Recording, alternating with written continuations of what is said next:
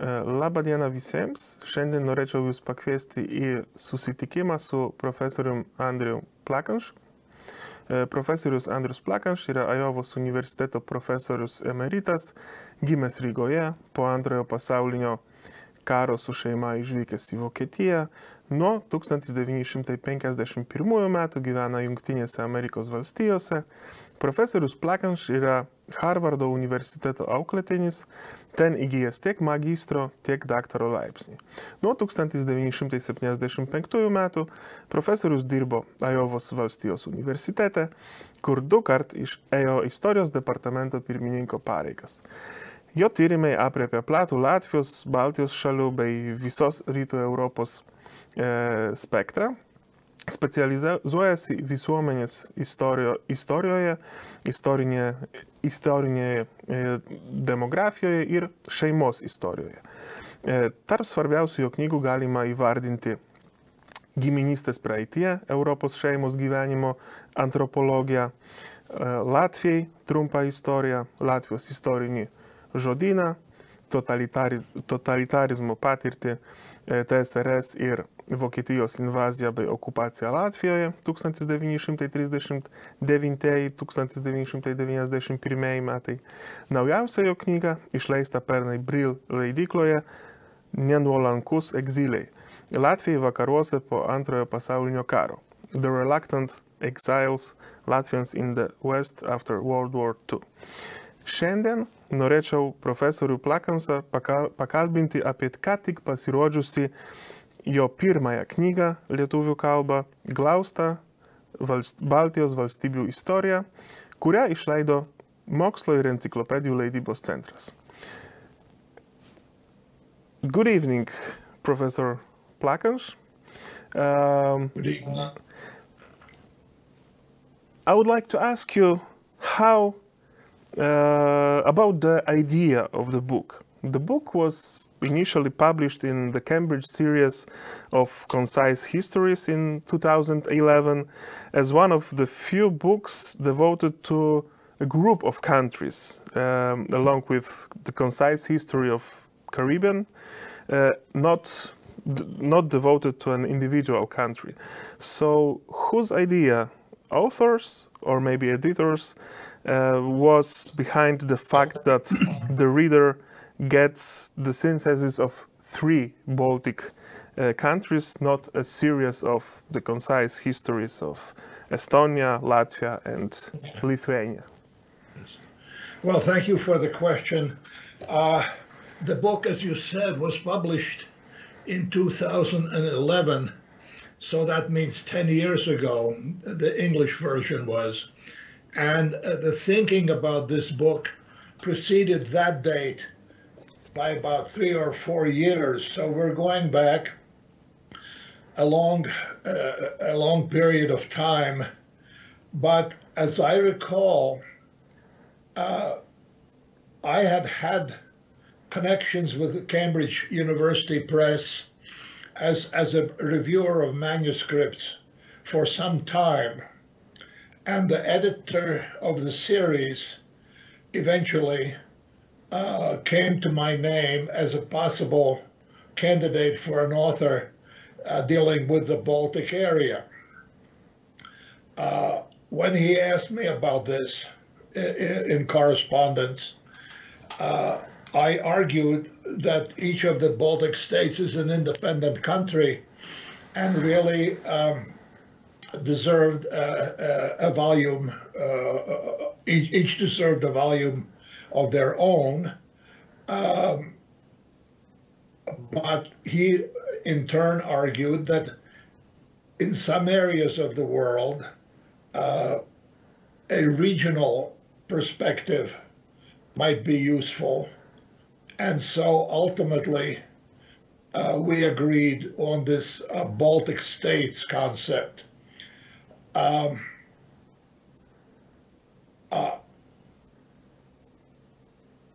As you probably know, in Western countries very frequently, especially in the United States, the 3 Baltic countries, the ones we're talking about, Estonia, Latvia, Lithuania, are frequently linked together in people's imagination of that area.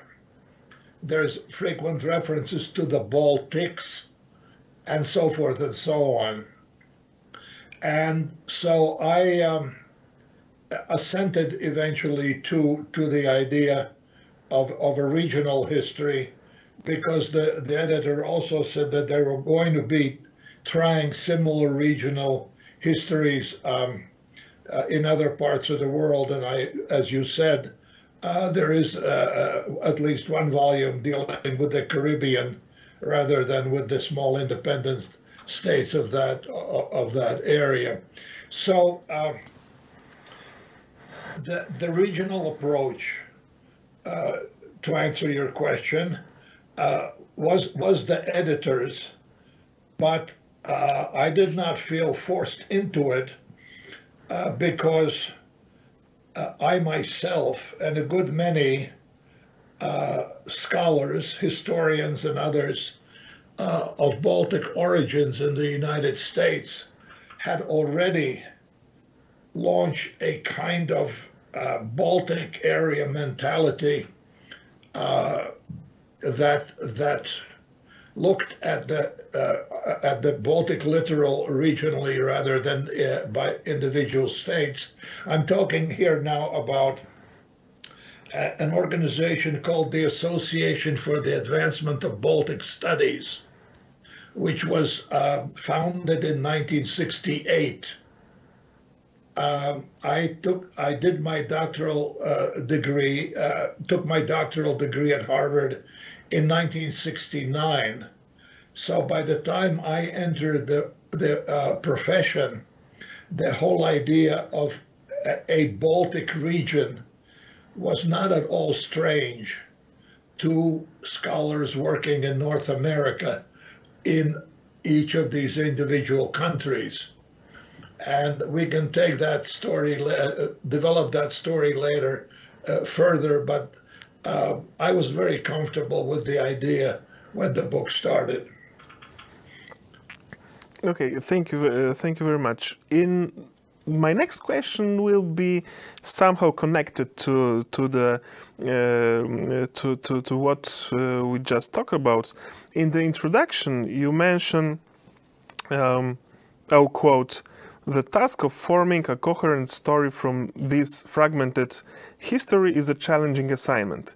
The achieved coherence is more likely to reflect the viewpoint of the historian writing the story than a coherence inherent in the past itself. Others would synthesize the history of the region differently." Could you tell a bit our readers what was your method to create a coherent narrative of those three countries? Well, I will leave it to the reader to make the final judgment whether my narrative is in fact coherent or not. But to answer your question more directly, I'm not absolutely certain that we can talk about a method or about methodology in this case. I've done a good bit of reading in comparative history, and there does not exist a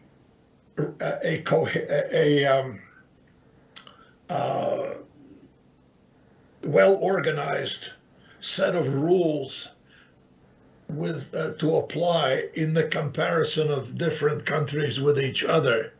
So I am retreating in answering your question to the idea that what was required in my case was a mindset, a mentality that felt comfortable in thinking about the region as a unit rather than as individual states. Now, as I said in my previous answer, the intellectual climate among Baltic area specialists in North America by the early 1970s had already prepared me to think in this manner. and I continue to think in this way for a very long time, and certainly by the time the book appeared. But back in the 70s, early 70s, when the whole idea of a Baltic area studies appeared in North America, a great many of us, younger generation scholars, began to think, I believe, began to think simultaneously as Balticists and as specialists of our individual countries, simultaneously. And so the book, eventually, my 2011 book, emerged from that kind of a mindset or a mentality. I found myself having to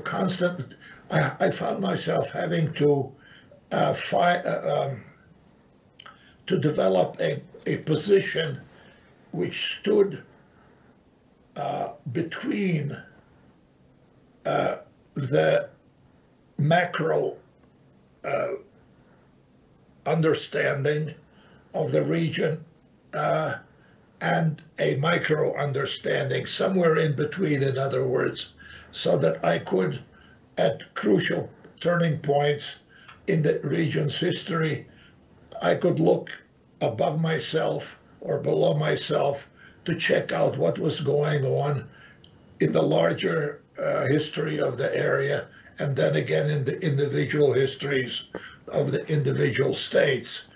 Now, as I said in that introduction that you read, this is not there is no formula for doing this, no easy formula in any case.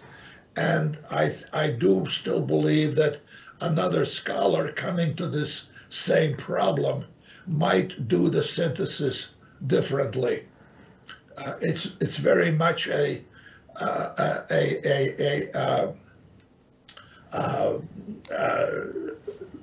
mentality is very much the product of individual training, and then a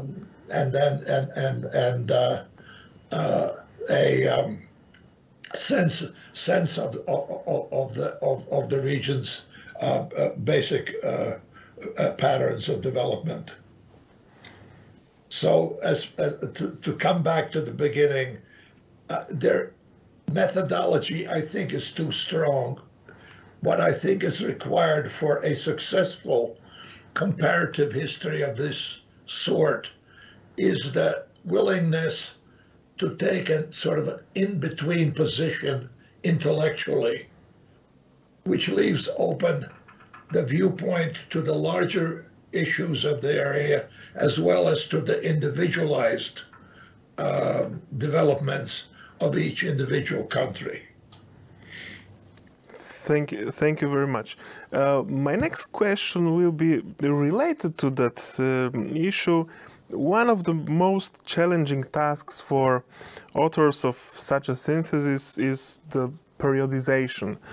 And furthermore, in the case of Baltic states, it's again one of the points of finding a coherent narrative of those three separate stories. Which turning points were the most difficult for you to choose? We can say that only the 20th century can bring us the uniform narrative for the Baltic countries, marked by the turning points of 1918, 1940, 1991. Nevertheless, in this case, you choose to distinguish the period of 1905 and 1940. Could you comment a bit on that topic? Yes, the question is excellent, because the problem of periodization in this kind of history was constantly one that had to be resolved, because taken individually, the history of these three countries does not really fit well with a single chronological timeline. And this is for various complicated reasons, most of which you know, and possibly most of which the audience knows. You cannot push all these three histories into a single chronological framework. It just does not work. So I found myself having to, again,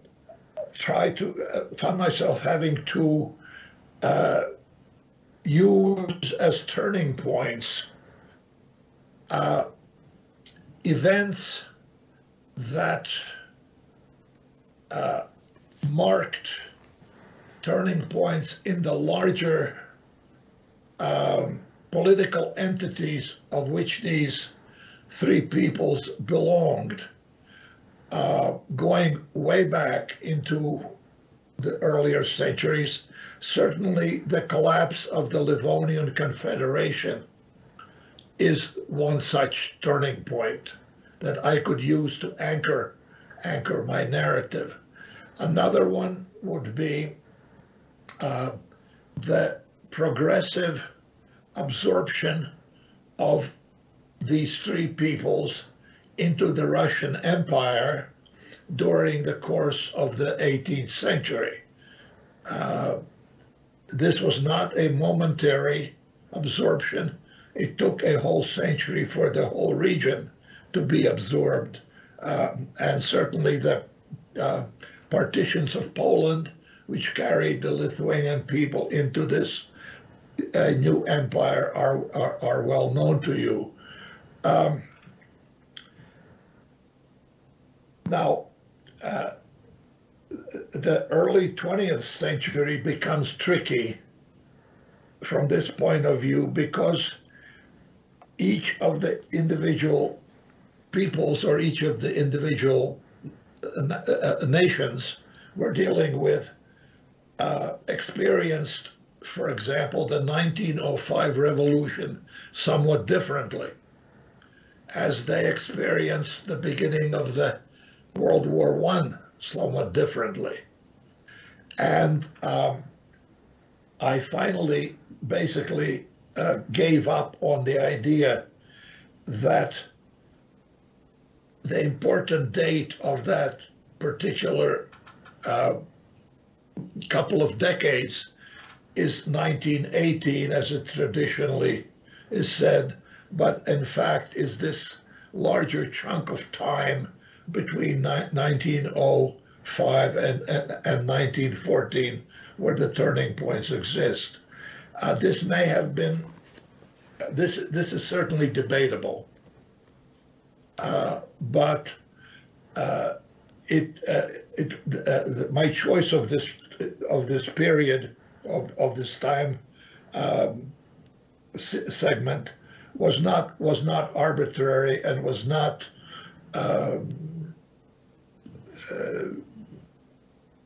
something that I did very easily. I thought a great deal about it.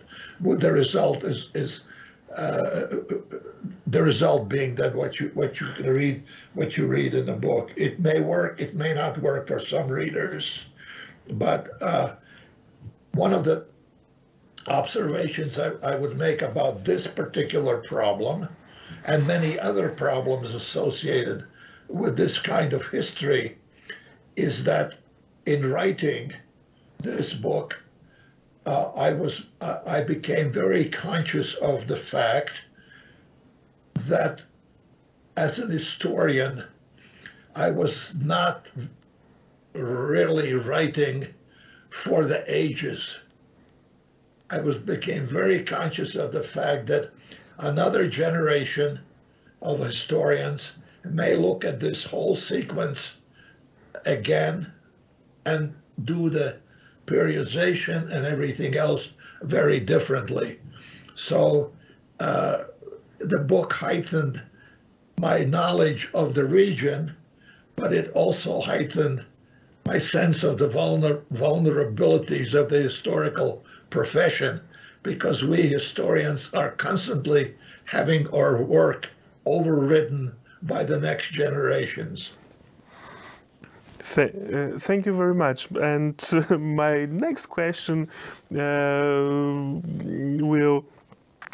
go to the discussion that we had a few years, more than a decade ago, in Lithuania over the idea of Grand Duchy of Lithuania as an empire.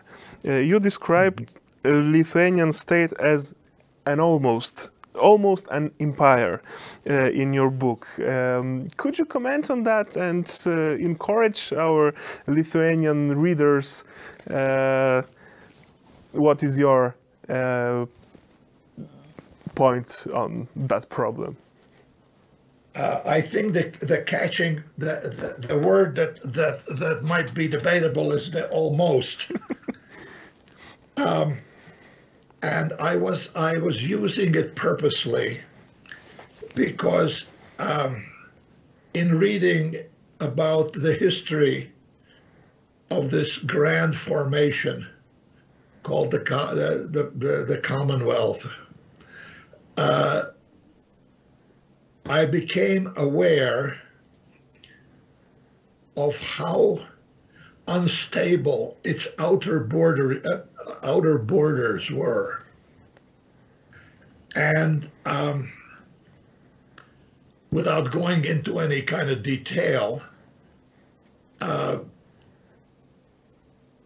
one could look from the Commonwealth westward into the Holy Roman Empire, which had relatively stable borders.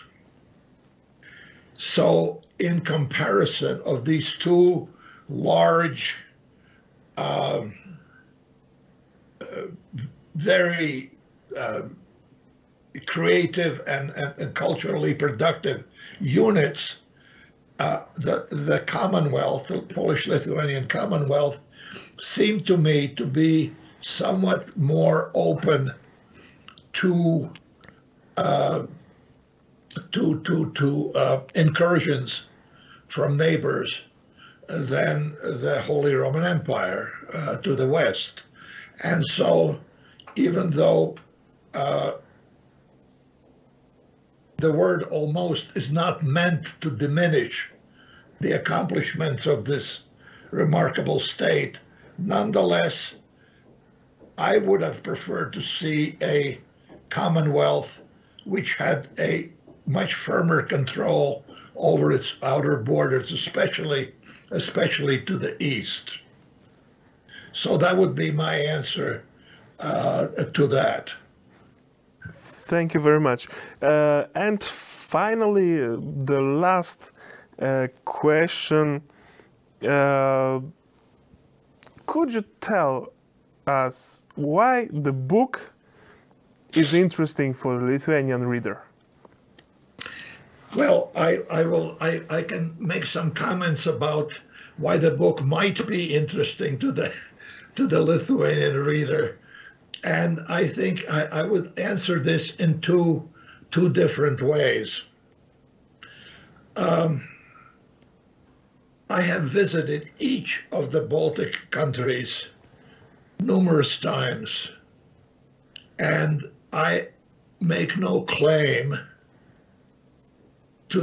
for the notion that somehow they would have to that they needed to combine into some kind of mini version of the United States of the Baltic area. Each of them has its own national character, development over time. Each has a separate language, and so forth, and a literature, and so forth and so on. So the individuality of these three states is beyond question. However, there is the outside world, which persists in thinking about these three neighboring states as some kind of a unit. Now, this may be, they may think this way out of sheer laziness, intellectual laziness, or intellectual ignorance about the differences.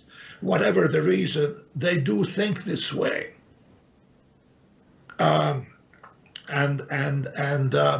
Therefore, I believe it is also important for the opinion makers of each of these three countries, including Lithuania, to be very aware of this fact, that regardless of how much Lithuanians think of themselves as unique, other people looking toward Lithuania will invariably see Lithuanians as part of a set containing three elements. And I don't believe this mindset is going to disappear. So in that case, I do think Lithuanian readers, by looking at this book, by reading this book, will become, I think, slightly better aware of this outside view of themselves, and that will be a step in the right direction. I will not go into any details about the need for regional collective security in this day and age. I think that goes without saying, that there is a need for something better than the Baltic Entente, which is featured on the cover of this book, the coat of arms, which really didn't amount to very much, except a piece of paper that was signed. But nowadays, as we speak, the situation has become far more dangerous to the present book reading audience. And I do think that it would be of interest to Lithuanian readers to find out how the national histories of Latvia and Estonia unfolded side by side with the national history of Lithuania. Thank you very much. It was really an inspiring morning in your case, afternoon in our case, discussion. So I would like to thank you for our meeting, and we hope that Lithuanian readers will definitely read your book, and we hope it will be interesting for the audience. Once again, thank you very much for the discussion. Thank you for having me.